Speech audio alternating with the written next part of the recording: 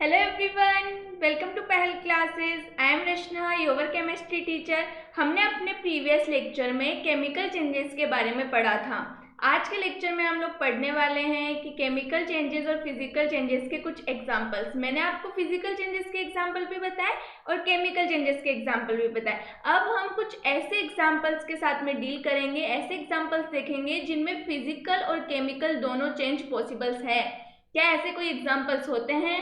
तो बिल्कुल होते हैं। कुछ ऐसे एग्जांपल्स हैं जिन्हें हम कंडीशंस के अकॉर्डिंग क्या फिजिकल भी कंसिडर कर सकते हैं और केमिकल चेंज भी क्या कर सकते हैं, कंसिडर कर सकते हैं। तो ऐसे कौन से एग्जांपल्स हैं, हम स्टार्ट करते हैं उसी के साथ अपना वीडियो और वो एग्जांपल्स हम लोग देखते हैं। आप लोगों को सभी को स्क्रीन पे विजिबल हो रहा होगा एक बर्निंग कैंडल। क्या आपको कैंडल नजर आ रही है जो बर्न हो रही है? कैंडल को बर्न होते हुए सबने देखा है। तो ये जो बर्निंग ऑफ कैंडल है ये भी एक एग्जाम्पल है किसका, फिजिकल और केमिकल चेंजेस का। हम इसको फिजिकल चेंज की तरह भी कंसिडर कर सकते हैं और केमिकल चेंज की तरह भी कंसिडर कर सकते हैं। बट ये करेंगे कैसे हम, अभी मैं आप लोगों को समझाऊंगी तो आपको अच्छे से समझ आ जाएगा कि ये कैसे होगा। देखते हैं, देखो क्या देखने वाले हैं आज हम। Change where physical as well as chemical changes involve. ऐसे चेंजेस, ऐसे एग्जाम्पल जिनमें केमिकल भी होता है चेंज और फिजिकल भी होता है। तो इसका फर्स्ट एग्जांपल है बर्निंग ऑफ कैंडल। कैंडल को बर्न करते हैं तो उसका एग्जांपल हमें लेना है कि वो एक केमिकल और फिजिकल चेंज कैसे हैं। तो आपको दिख रहा होगा यहाँ पे कैंडल क्या हो रही है, बर्न हो रही है। ठीक है, तो कैंडल बर्न हो रही है। हमें पता है कैंडल की जो ये वैक्स होती है जो आपको नजर आ रही है, ये वैक्स है कैंडल की। ठीक है, ये कैंडल की जो वैक्स है ये किसकी बनी होती है, हाइड्रोकार्बन्स की बनी होती है। ठीक है, हाइड्रोकार्बन्स की वैक्स बनी हुई होती है कैंडल की। अब ये हाइड्रोकार्बन्स क्या होता है, अभी के लिए आपको सिर्फ इतना ध्यान रखना है कि ऐसे कंपाउंड्स, ऐसी चीजें जो हाइड्रोजन और कार्बन से मिलकर बनी हुई होती है उन्हें हम क्या बोल देंगे, हाइड्रोकार्बन्स बोल देते हैं। ठीक है, तो पैराफिन वैक्स होती है कैंडल की, वो किससे बनी हुई होती है, हाइड्रोकार्बन से बनी हुई होती है। मीन कि उसके अंदर हाइड्रोजन और कार्बन कंटेन होता है। ठीक है, और जब भी हम हाइड्रोकार्बन्स को जलाते हैं, एयर में बर्न करते हैं उनको एयर की प्रेजेंस के अंदर, तो हमेशा हमें कार्बन डाइऑक्साइड और वाटर मिलता है। किसी भी हाइड्रोकार्बन को हम बर्न करते हैं तो हमें क्या मिलेगा, कार्बन डाइऑक्साइड एंड वाटर। तो पैराफिन वैक्स है, ठीक है, कैंडल की किससे बनी हुई है, हाइड्रोकार्बन से बनी हुई है। यह हाइड्रोकार्बन से बनी हुई है और हम इसे क्या कर रहे हैं, बर्न कर रहे हैं। किसकी प्रेजेंस में, ऑक्सीजन की प्रेजेंस में। जब हम इसे बर्न करेंगे तो हमें क्या मिलने वाला है, हमें मिलेगा CO2 एंड वाटर।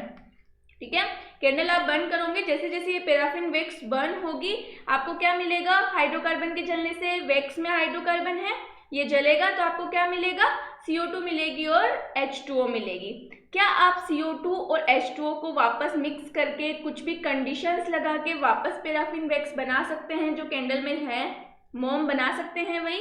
बिल्कुल नहीं बना सकते हैं। तो ये कौन सा चेंज कंसीडर कर सकते हैं हम, केमिकल चेंज। क्योंकि जब भी आपने कैंडल को बर्न करना शुरू किया, जलाना शुरू किया, जैसे ही वो मेल्ट हुई, जलना शुरू हुई, उसमें क्या हुआ, स्मोक के साथ में क्या निकला, कार्बन डाइऑक्साइड निकल गई उसके जलते हुए, और वेपर्स की फॉर्म में क्या निकल गया, वाटर निकल गया। तो CO2 और वाटर जब निकल चुका है तो अब उन दोनों को मिक्स करके आप फिर से कैंडल की वैक्स तो नहीं बना सकते हो, नहीं बना सकते ना। तो इसको हम क्या कंसिडर कर सकते हैं, केमिकल चेंज कंसिडर कर सकते हैं। ठीक है, हम लोगों को ये तो समझ आ गया कि ये क्या है, एक केमिकल चेंज की तरह हम इसको कंसिडर कर सकते हैं या फिर बोले कि ये केमिकल चेंज हो रहा है। लेकिन अब बात आती है फिजिकल चेंज कहाँ हो रहा है। हम तो वैसे एग्जाम्पल से डील कर रहे हैं जिसमें फिजिकल भी होता हो और केमिकल भी होता।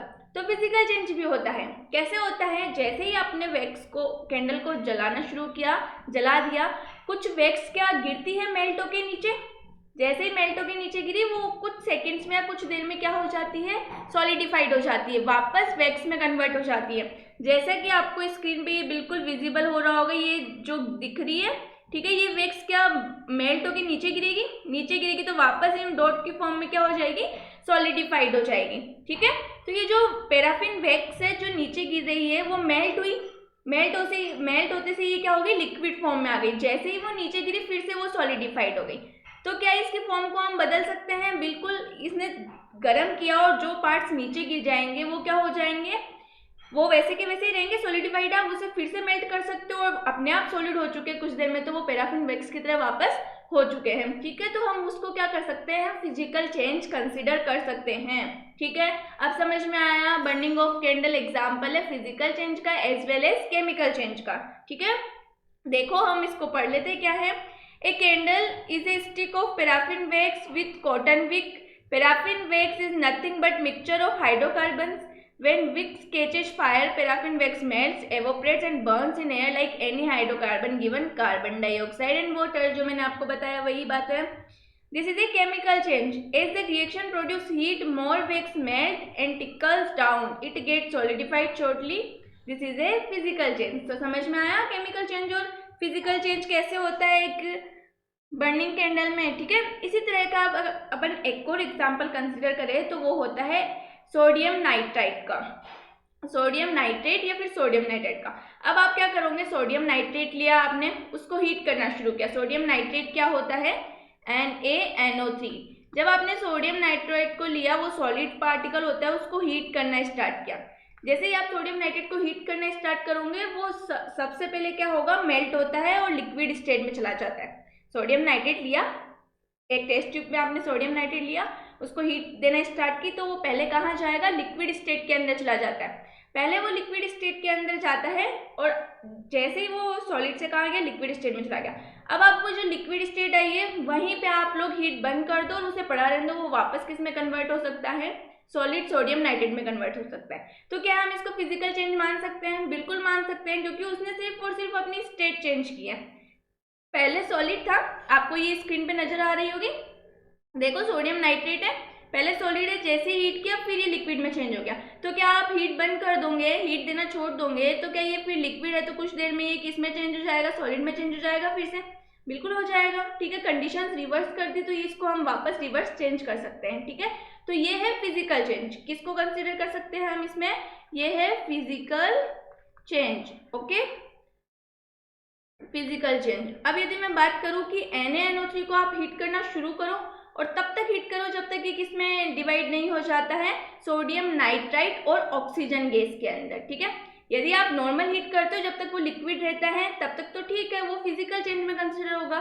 लेकिन आपने जैसे ही टेस्ट ट्यूब में सोडियम नाइट्रेट लिया और उसको हीट करना शुरू किया और वो अब आपने उसे ज़्यादा हीट कर दिया, तो वो किस में कन्वर्ट हो जाएगा, सोडियम नाइट्रेट और ऑक्सीजन में कन्वर्ट हो जाएगा। सोडियम नाइट्रेट था, किस में कन्वर्ट हो जाएगा, सोडियम नाइट्राइट और ऑक्सीजन में कन्वर्ट हो जाएगा, ठीक है। ये किस में कन्वर्ट होगा, नाइट्राइट और ऑक्सीजन में कन्वर्ट हो जाएगा। क्या सोडियम नाइट्राइट और ऑक्सीजन बिल्कुल न्यू सब्सटेंस है, सोडियम नाइट्रेट था उससे सोडियम नाइट्राइट बना है, वो बिल्कुल न्यू सब्सटेंस है, बिल्कुल न्यू सब्सटेंस है, और इसे आप वापस रिवर्स कंडीशंस करके सोडियम नाइट्रेट नहीं ले सकते हो, ठीक है।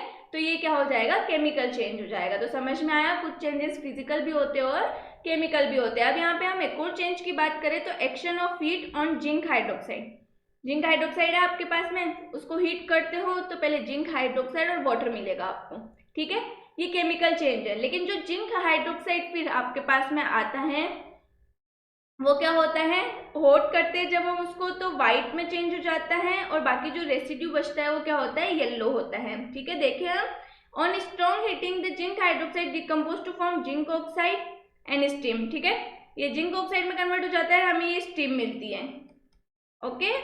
तो ये क्या है, केमिकल चेंज है, केमिकल चेंज। लेकिन फिर यदि हम बात करते हैं कि the residue is yellow when hot and turns white on cooling, ठीक है। जब गरम गरम रहता है ये, जब बनता ही है तो रेसिड्यू होता है, हॉट होता है, तब ये क्या होता है, येलो रहता है, येलो कलर का होता है। और जब हम इसे क्या कर देते हैं, कूल करते हैं, तो ये किस में कन्वर्ट हो जाता है, वाइट प्रेसिपिटेट में कन्वर्ट हो जाता है। वापस आप इसको हीट करोगे तो वापस येलो प्रेसिपिटेट में कन्वर्ट हो जाएगा, फिर से कूल करोगे तो किस में कन्वर्ट हो जाएगा, वाइट प्रेसिपिटेट में। तो ये तीन कुछ एग्जाम्पल्स है जो हमें क्या बताते हैं कि इनमें फिजिकल चेंजेस भी होता है और उनके साथ साथ क्या होता है, केमिकल चेंजेस भी होता है, depending on the conditions. Conditions पे डिपेंड करता है। लाइक मैंने बोला कि आप हीट कर रहे हो सोडियम नाइट्रेट को, ठीक है, सोडियम नाइट्रेट को यदि आप हीट करते हो मेल्ट होने तक तो वो फिर से फिजिकल में जा सकता है। लेकिन हमने सोडियम नाइट्रेट को जैसे ही ज़्यादा हीट किया तो वो नाइट्रेट और ऑक्सीजन में कन्वर्ट हो जाता है, न्यू सब्सटेंस मेक कर लेता है, तो वो फिर वापस अपनी पहले वाली पोजीशन में नहीं आ सकता है। उसको हम क्या बोल सकते हैं, केमिकल चेंज बोल सकते हैं, ओके, यहाँ तक समझ आया सबको। अब हम देखने वाले हैं कंडीशंस केमिकल चेंजेस के लिए। केमिकल रिएक्शंस होती है, केमिकल चेंजेस होते हैं तब, ठीक है, तो उनमें ऐसी कौन सी नेसेसरी कंडीशंस हैं जो केमिकल चेंजेस को करवाती हैं, ठीक है। मतलब हाँ, ये कुछ ना कुछ कंडीशंस होती है कि ये कंडीशंस होगी तो आपकी केमिकल रिएक्शंस क्या होगी, आसानी से हो जाएगी।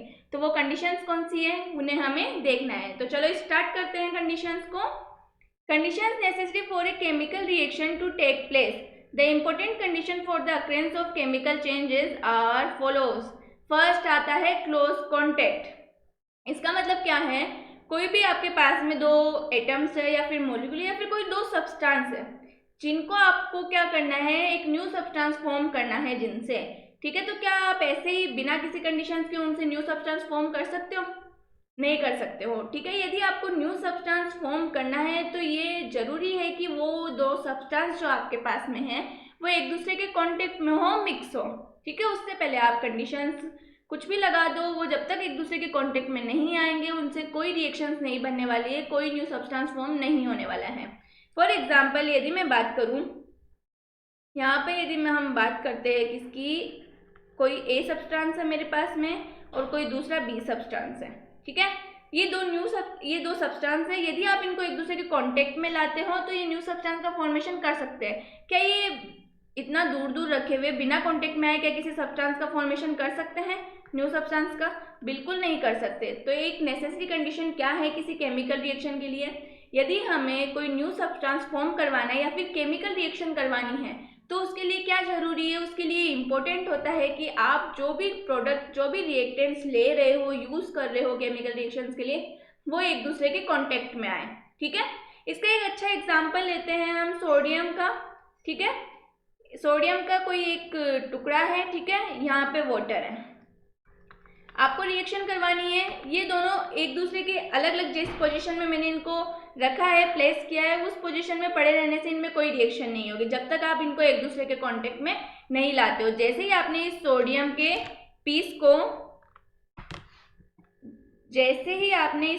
पीस को क्या किया, उठा के इस बीकर के अंदर डाल दिया वाटर से भरे हुए, तो इनमें रिएक्शंस होती है, ये फायर को क्या कर लेता है, कैच कर लेता है, ठीक है। तो ये रिएक्शन कब हुई, जब सोडियम और वाटर, ये सोडियम का पीस है और ये वाटर, सोडियम और वाटर एक दूसरे के क्या कर रहे हैं, कांटेक्ट में आ रहे हैं या फिर एक दूसरे में क्या हो रहे हैं, मिक्स हो रहे हैं, तभी रिएक्शन हुई। सोडियम हाइड्रोक्साइड तभी बनेगा और हाइड्रोजन गैस क्या होगी, इवॉल्व होगी, ठीक है। तो समझ आया, किसी भी रिएक्शंस के होने के लिए, केमिकल रिएक्शन के, हमें क्या जरूरी है, कोई भी आपके पास में सब्सटेंस है उनका कांटेक्ट में आना जरूरी है। यदि वो कांटेक्ट में आते हैं तो ही वो रिएक्शन करवा सकते हैं, नहीं तो रिएक्शन नहीं हो सकती है, ठीक है। आगे मूव करें, आगे देखते हैं नेक्स्ट सॉल्यूशन। कुछ सब्सटेंस होते हैं जिनके बिना सॉल्यूशन बनाए हम उनका क्या नहीं कर सकते हैं, रिएक्शन नहीं करवा सकते। कुछ सब्सटेंस ऐसे होंगे जिनके सॉल्यूशन बने हुए होंगे तभी वो कांटेक्ट में आ सकते हैं, वरना कांटेक्ट में नहीं आ सकते हैं, ठीक है। देखो एक एग्जांपल यहाँ पे गिवन है, baking soda and tartric acid do not react when dry powders are mixed, but when one is added to a solution of another the brisk reaction occurs, ठीक है। जब पाउडर फॉर्म में होते हैं वो कोई रिएक्शन नहीं करते हैं, लेकिन जैसे ही आप उनका क्या करोगे, सॉल्यूशन बना के उनकी रिएक्शन सॉल्यूशन बना देते हो और एक दूसरे में मिक्स करते हो तो उनका क्या हो जाता है, रिएक्शंस हो जाती है, केमिकल रिएक्शन हो जाएगी, ठीक है। तो कुछ कुछ रिएक्शंस होती हैं, उनके लिए क्या जरूरी है, क्लोज कॉन्टेक्ट जरूरी है, ठीक है, और क्या होना चाहिए, सॉल्यूशंस होना चाहिए, सॉल्यूशन की फॉर्म में होनी चाहिए। अब आती है सबसे इंपॉर्टेंट चीज, हीट, ओके। कुछ ऐसी रिएक्शंस होती है जो विदाउट हीट आप उसको कंप्लीट नहीं करवा सकते हो, वो नहीं हो सकती है, ठीक है।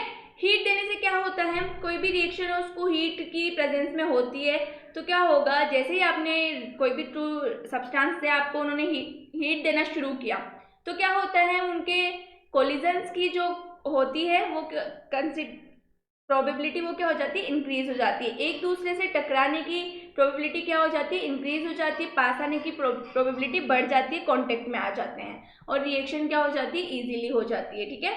अभी जो केमिकल देखो, हीट का chemical changes because of the effect of heat, when iron and sulphur powder are mixed no reaction occurs, but when they are heated together FeS is formed, ठीक है। जब हम आयरन और सल्फर पाउडर को क्या करते हैं, आयरन और सल्फर का पाउडर लेते हैं, एक बाउल के अंदर मैंने पाउडर लिया, ठीक है।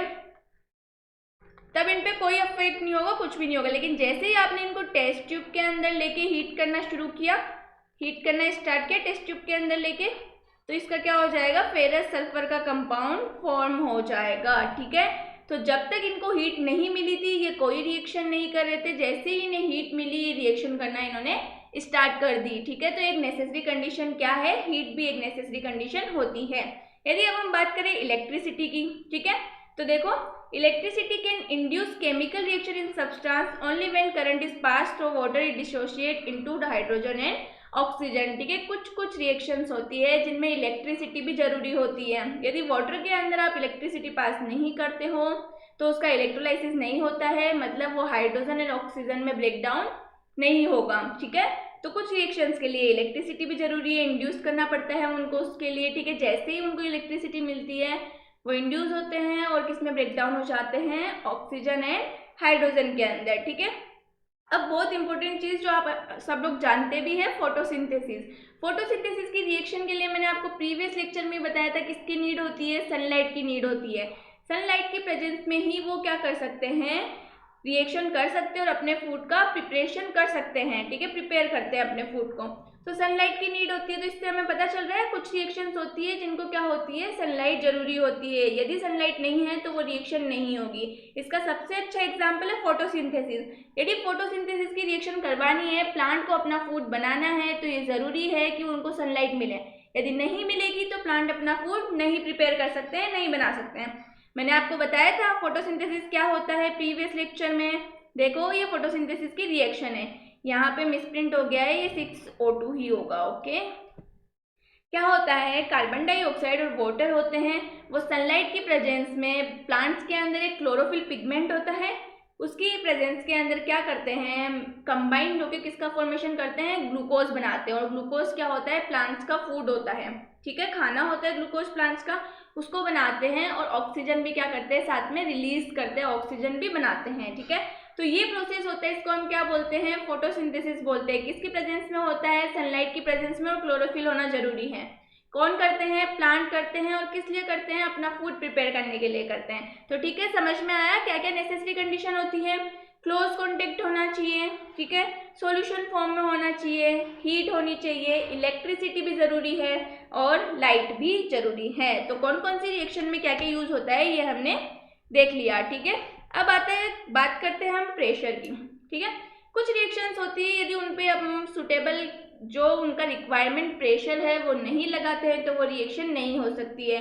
फॉर एग्जाम्पल अमोनिया का फॉर्मेशन, नाइट्रोजन और हाइड्रोजन है वो तब तक नहीं मिक्स होके क्या बना सकते हैं, अमोनिया, तब तक उसको एक सुटेबल प्रेशर नहीं दिया जाता। और वो सुटेबल प्रेशर कितना होता है, 200 एटमॉस्फेयर। ठीक है, तो जब तक आप उनको प्रेशर नहीं दोगे, रिएक्टेंट्स पे प्रेशर नहीं लगाओगे, मॉलिक्यूल क्लोज नहीं आएंगे। जब तक क्लोज नहीं आएंगे वो रिएक्शन नहीं कर सकते हैं। तो जैसे ही आपने सुटेबल प्रेशर लगाया, प्रेशर बढ़ा, मॉलिक्यूल ने पास आना शुरू किया, एक दूसरे के क्लोज आए, टकराने लगे और रिएक्शंस क्या हो गई, स्टार्ट हो गई। रिएक्शन जैसे ही स्टार्ट हुई हमारे पास में क्या बन गया, अमोनिया बन गया। ठीक है, तो देखो N2 + 3H2 gives 2NH3, ये अमोनिया का फॉर्मेशन है। और अमोनिया का फॉर्मेशन किसकी प्रेजेंस में हो रहा है, प्रेशर की प्रेजेंस में। यदि हम ये प्रेशर नहीं अप्लाई करते हैं तो ये रिएक्शन नहीं होती है। ठीक है, तो यदि आपको अमोनिया बनाना है, बड़ी बड़ी इंडस्ट्रीज में बनता है, तो वो कैसे बनता है, उनमें प्रेशर अप्लाई किया जाता है। ठीक है, तो कुछ रिएक्शंस होती है जिनके लिए प्रेशर भी क्या होता है, जरूरी होता है। अब हम एक चीज और पढ़ने वाले हैं, नई चीज स्टार्ट कर रहे हैं, नया टॉपिक स्टार्ट कर रहे हैं, वो है कैटेलिस्ट। ठीक है, ये है इसी में फैक्टर्स के अंदर कि कैटेलिस्ट भी जरूरी होता है, लेकिन कैटेलिस्ट होता क्या है। ठीक है, तो वो हम देखते हैं। देखो कैटेलिस्ट क्या सब्सटेंस होते हैं, कैटेलिस्ट ऐसे सब्सटेंस होते हैं जो किसी रिएक्शन में यदि यूज होते हैं तो उस रिएक्शन की रेट इंक्रीज कर देते हैं। ठीक है, रिएक्शन की रेट को क्या कर देते हैं, इंक्रीज कर देते हैं, और वो खुद क्या रहते हैं, अनचेंज रहते हैं, उनके ऊपर कोई फर्क नहीं पड़ता उन्हें रिएक्शन में यूज करने पर। ठीक है, तो क्या होता है, कैटेलिस्ट क्या करते हैं, रिएक्शन की रेट इंक्रीज करते हैं। फॉर एग्जाम्पल यहाँ पे अमोनिया बनाना है, आपको जल्दी बनाने की प्रोसेस करना है उस पर, तो आप उसके ऊपर यदि नाइट्रोजन और हाइड्रोजन के ऊपर सुटेबल प्रेशर अप्लाई करके सुटेबल कैटेलिस्ट को यूज कर लेते हो तो वो रिएक्शन जितनी देर में होनी चाहिए थी कैटेलिस्ट के बिना, उससे कई फास्टर क्या हो जाती है, वो रिएक्शन कंप्लीट हो जाती है। तो कैटेलिस्ट कौन से सब्सटेंस होते हैं? कैटेलिस्ट वो सब्सटेंस होते हैं जो रेट ऑफ रिएक्शन को क्या कर देते हैं, इंक्रीज कर देते हैं, और खुद उन पर कोई असर नहीं पड़ता है रिएक्शन में पार्टिसिपेट करने का। क्या करते हैं, रिएक्शन की रेट को इंक्रीज कर देते हैं। ठीक है, रिएक्शन की रेट को इंक्रीज कर दिया। रिएक्शन की रेट को इंक्रीज करने वाले कौन होते हैं, कैटेलिस्ट। ओके, तो देखो, catalyst are the chemical substance that alter the rate of reaction and themselves remain chemically unchange at the end of the reaction. Catalyst lower the activation energy for the reaction to occur. अब क्या होता है, कोई भी reaction होती है उसकी activation energy को क्या कर देते हैं, कैटेलिस्ट कम कर देते हैं। ठीक है, तो एक्टिवेशन एनर्जी जैसे ही कम हो जाती है तो वो जो रिएक्शन होती है वो फास्ट हो जाती है। ठीक है, समझ में आया। एक्टिवेशन एनर्जी क्या होती है, फॉरवर्ड जो क्या होते हैं रिएक्टेंट होते हैं, ठीक है, उनके प्रोडक्ट में कन्वर्ट होने के लिए जो एनर्जी रिक्वायर्ड होती है वो क्या होती है, एक्टिवेशन एनर्जी, जो एनर्जी हमें चाहिए। ठीक है, तो क्या होगा, कैटेलिस्ट क्या करेंगे, रिएक्शंस की रेट को इंक्रीज कर देते हैं। समझ आया, कैटेलिस्ट क्या करते हैं। चलो आगे मूव करते हैं, एग्जाम्पल देखते हैं कि कौन से एग्जाम्पल है। एक आपके सामने रिएक्शन नजर आ रही होगी, पोटेशियम क्लोराइड क्या करता है, डिकम्पोज होके KCl और ऑक्सीजन बनाता है। ठीक है, तो ये किसकी कैटेलिस्ट की प्रेजेंस में हो रहा है, मैग्नीज डाइऑक्साइड कैटेलिस्ट की प्रेजेंस में हो रहा है। ठीक है, तो ये इसकी प्रेजेंस के अंदर ये रिएक्शन फास्ट होती है। देखो, potassium chloride decompose at 230 degree celsius in 10 to 400 degree celsius if heated in the presence of manganese dioxide. ठीक है, यदि हम जो भी ये रिएक्शन आपके सामने हो रही है, KClO3 किस में कन्वर्ट हो रहा है, KCl और ऑक्सीजन के अंदर। इस रिएक्शन को यदि मैग्नीज डाइऑक्साइड की कैटेलिस्ट की प्रेजेंस में करवाते हैं तो रिएक्शन 230 डिग्री सेल्सियस पे क्या हो जाती है, फास्ट हो जाती है, बहुत जल्दी हो जाती है। और लेकिन यदि हम इसको यूज नहीं करते कैटेलिस्ट को, तो ये रिएक्शन को कितने टेम्परेचर की नीड होती है, 400 डिग्री सेल्सियस टेम्परेचर की नीड होती है, और उसमें भी वो उतनी फास्ट नहीं हो सकती जितनी फास्ट इसको कौन करवा देता है, कैटेलिस्ट करवा देता है। ठीक है, अब कैटेलिस्ट कितने टाइप्स के होते हैं, 2 टाइप्स के होते हैं, positive catalyst, negative catalyst. Okay, कितने टाइप के होते हैं, पॉजिटिव कैटेलिस्ट और नेगेटिव कैटेलिस्ट। अब पॉजिटिव कैटेलिस्ट क्या है, ठीक है, ऐसे कैटेलिस्ट देखो, a positive catalyst accelerate the reaction. ठीक है, वो क्या करते हैं, रिएक्शन रेट ऑफ रिएक्शन होते हैं उसको तेज कर देते हैं, इंक्रीज कर देते हैं। ठीक है, और जो नेगेटिव कैटेलिस्ट होते हैं कुछ नेगेटिव भी इफेक्ट डालते हैं, वो क्या करते हैं, रेट ऑफ रिएक्शन को कम कर देते हैं। ठीक है, तो पॉजिटिव कैटेलिस्ट का एग्जांपल देखो, a positive catalyst accelerate the reaction, for example the rate of decomposition of hydrogen peroxide is increase in the presence of manganese dioxide. यदि हाइड्रोजन पेरोक्साइड डिकम्पोज होता है जनरली H2 और oxygen के अंदर, यदि उसके अंदर हम कैटेलिस्ट ले ले MnO2 मैग्नीज डाइऑक्साइड, तो उसकी रेट ऑफ रिएक्शन इंक्रीज हो जाती है, वो फटाफट डिकम्पोज होता है। तो ऐसे कैटेलिस्ट जो रेट ऑफ रिएक्शन को इंक्रीज कर देते हैं, ठीक है, उनको यूज करते हैं तब, तो वो तो होते हैं पॉजिटिव, और जो डिक्रीज कर देते हैं वो कौन से होते हैं, नेगेटिव कैटेलिस्ट होते हैं। देखो नेगेटिव कैटेलिस्ट के बारे में, a negative catalyst is employed a retard reaction, for example the decomposition of hydrogen peroxide is retarded in presence of dilute acid और ग्लिसरॉल। यदि हम हाइड्रोजन पेरोक्साइड को इंक्रीज कर सकते हैं पॉजिटिव कैटेलिस्ट यूज करके डिकम्पोजिशन को, तो हम नेगेटिव कैटेलिस्ट यूज करके उसको डिक्रीज भी कर सकते हैं उसके डिकम्पोजिशन को। कैसे, यदि हम MnO2 की जगह गलती से डाइल्यूट एसिड और ग्लिसरॉल को यूज कर ले, ग्लिसरॉल को किसके साथ में, H2O2 के डिकम्पोजिशन में एज ए कैटेलिस्ट, तो क्या होगा, उसकी रिएक्शन बहुत धीरे हो जाएगी, वो H2O और O2 में डिकम्पोज नहीं होगा, बहुत कम डिकम्पोज होगा, तो उसकी डिकम्पोजिशन की जो रेट है वो क्या होगी, कम हो गई, तो वो क्या हो जाता है, नेगेटिव कैटेलिस्ट। नाम से ही पता है पॉजिटिव कैटेलिस्ट और नेगेटिव कैटेलिस्ट क्या होता है, मैंने आप लोगों को बता भी दिया है पॉजिटिव कैटेलिस्ट और नेगेटिव कैटेलिस्ट क्या होता है। इस यहाँ तक यदि किसी को कोई डाउट है तो प्लीज़ मुझे कमेंट बॉक्स में कमेंट करके बताना। आई होप आप लोगों को यहाँ तक सब कुछ क्लियर हो गया होगा। जब तक अपना ध्यान रखिए। Thank you so much.